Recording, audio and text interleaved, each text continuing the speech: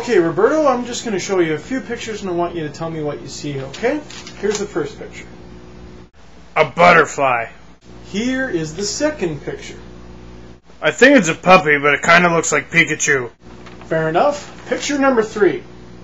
A beach ball. Roberto, this is a puck, not a beach ball. Looks like a beach ball to me.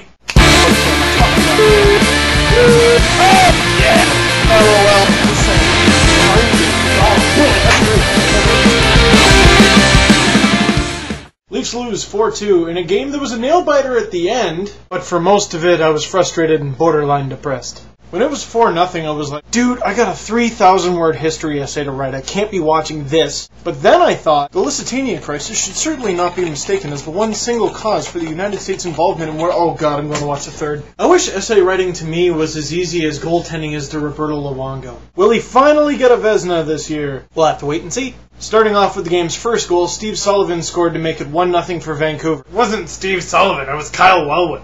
Yes, but they were both waiver wire moves that came back to bite us. Oh, I get it. And let me repeat what I said before. Guys, that Wellwood thing had to happen, and we look at it as Leafs fans now and go, oh, look at the success he's having in Vancouver. I don't think he would have been able to do that in Toronto. I think it's great he's doing it there, but I don't think he would have been able to do it here. I'm not trying to be a jerk, but at the beginning of the season, Canucks fans called him Kyle Wellfed. And so far, the only thing well-fed about him this season has been the opponent's net. Vesa Toskala tonight. Well, I've had better games. I mean, it's easy to jump on him because he let in so many goals and so few shots, but guys, you gotta look at the defense. The quality of your team's defense shouldn't be judged by how many shots they let get through to the goalie.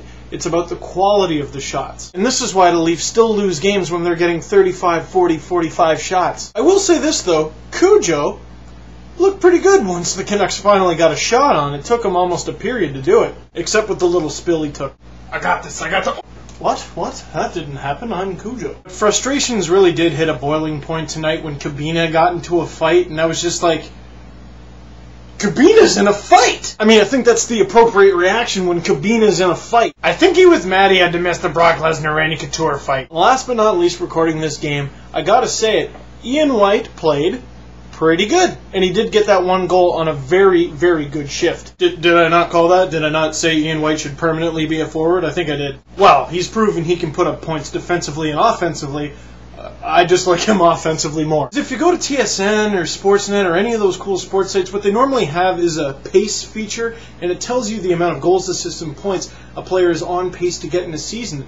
And Ian White's up there with like pretty decent scores. It's just a shame he was benched for so long. And that's not a knock on Ron Wilson. I mean, I wouldn't have thought of that either. That's the end. Leafs lose 4-2 to the Vancouver Canucks. And there's just one more thing I want to talk about because I was baffled when I heard it. I got a message on LeafSpace.com from a guy who said he went to the Calgary game earlier this week, and he also went to the Edmonton game last week. And he told me just how disappointed he was in the Edmonton fans. Not that they weren't loud enough. That's Toronto's problem. But he told me a guy smacked him in the back of the head near the end of the game because he was standing and cheering because, you know, the Leafs were winning. And then after a game, he saw 3 Oilers fans jump another Leafs fan. And this isn't the first anti-Toronto thing I've heard out of Edmonton. I had another friend that said she drove to Alberta and had someone stick a note on her car that said, go home. Like, if I ever go to an Oilers game, am I going to have to drink at a different fountain from you guys? What's up? Dude, we didn't make Chris Pronger not want to play there. Okay, let's be serious about this. Now, I know this isn't an accurate representation of Edmonton, okay? I know these stories are a small minority of stupid people. And guys, now I'm really curious. I want you to either leave a comment or send me a message on LeafSpace.com. Have you ever been harassed at a sporting event? And I don't mean some drunk guy saying, the Leafs suck. You can expect guys who cheer for the other team to tell you that your team sucks, but I think you should be able to go to a hockey game and not expect to get jumped afterwards or get smacked in the back of the head because your team is beating the other one 5-2. And don't mistake this as an invitation to trash Edmonton and or the Oilers because this is not an accurate representation of Edmonton. I'm positive of it. It was just a few troglodytes who kind of slipped through the cracks of evolution. I don't even know what that word means, but yeah. If I ever saw a Leafs fan do something like that, I would be just as furious. So guys, let me know if you have a story. Last but certainly not least, so we can end on a bit of a happier note, okay guys? Later on in the week, of course, time permitting and, exams and all that stuff, I'm going to do a bonus video. Really?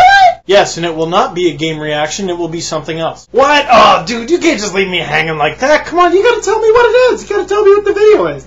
Jeez, what are you gonna do next? Just end the video awkwardly in the middle of a sentence just like that? I mean, why would you ever...